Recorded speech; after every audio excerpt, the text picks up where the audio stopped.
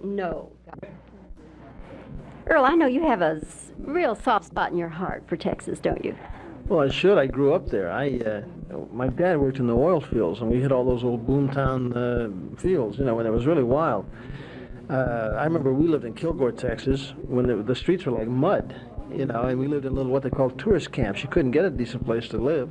We finally ended up buying a couple of tents and living in a couple of tents. As a matter of fact, that's where I first learned about sex. I had these two little white rats, and I remember I was a little boy, and my mother one day said, "Son, you mustn't swing that white rat around by its tail anymore."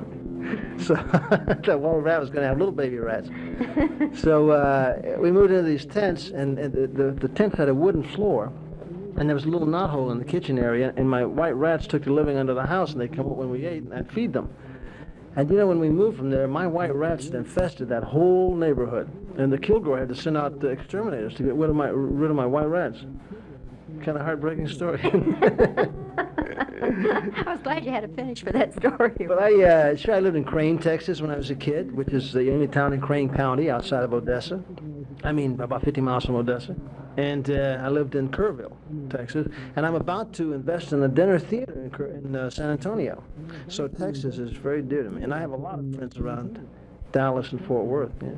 Is it likely you will come down and play that dinner theater?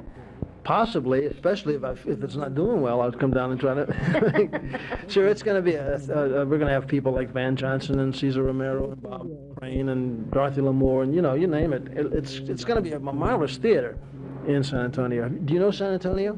Fairly well. It's a nice city. I mean, I was stunned. I went through there. I was the honorary Grand Marshal of their Battle of the Flowers parade last year, not this year, but last year. And I couldn't believe that Riverwalk. It's incredibly beautiful. Yeah, it really is a beautiful city. Some people say perhaps the most beautiful city in Texas. You don't expect it. You just don't expect it. But there's nothing wrong with Dallas and Fort Worth either. I'm very partial to Dallas-Fort Worth. I spent a night in Fort Worth once. I hitchhiked in whatever year it was. I was 14 years old. I had my 15th birthday on the highway. I hitchhiked out here to get into pictures. I was going to come out and be a movie star. And I remember spending the night at the Hotel Worth, I think it was. Fort Worth or Worth? Worth Hotel. Yeah, in Fort Worth, yeah. On my way. Good memory. So you're looking now at your third season? Fourth. You completed three, right? 3, yeah. Looking at 4. Right, coming in. I've done 4 shows already of the 4th season. And we got 18 to go. And I don't know whether this will be it or not, but it's sure been a nice long run. And I enjoy it. It's a lot of fun. Earl, what has it meant to your career? More recognition, I would assume, for one thing. It's meant, it's given me, look, I just celebrated my 25th anniversary in the business. And it's given me a whole new career. I mean, last Wednesday, for example, now in the block of Grauman's Chinese, they put my star on the Hollywood Walk of Fame. I went down for the ceremonies, and there I am between Joel McRae and Greta Garbo. And it's that same block, when I came out here when I was 14, 15, I remember the first day I went right to Grauman's Chinese to look at all those footprints and those handprints and stand on those footprints. Yeah? And it's funny because I had bought a pair of dark glasses, and I remember walking back, and I equivocated dark glasses with movie stars and success. Yeah? I remember walking back in front of the theater wondering who they thought I was. And the other day, it was just a big thrill, to suddenly have this ceremony and all these people, and there you are, and you're unveiling your star on the boulevard. How's Angie? So that's what the policewoman is one of the things it's done for me. It's just, give me a whole new career. How's Angie feeling about another year? Is it beginning to pall a little bit for her? Well, I tell you something. We both complain because sometimes we say, gee, we'd like to do more interesting scripts, maybe. We'd like to have something a little more, maybe a little more important to do. But we both love it. We have a lot of fun. And I think we're going to miss it. She's going to miss it, too, if we ever stop making it.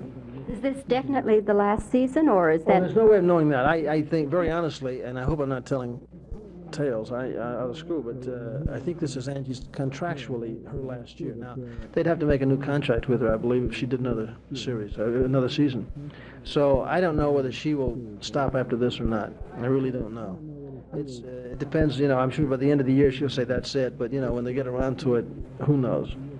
It's been tremendous fun, and I love her. And I love the other guys too. But Angie and I have a great relationship, and one of the things I'm going to miss about the show, especially, is our relationship. Well, Earl, we wish you a happy season and lots of good luck with it. Thank you, and I'll see you again next year, maybe. Watch our show. Keep watching out there. Good, Earl. Very good.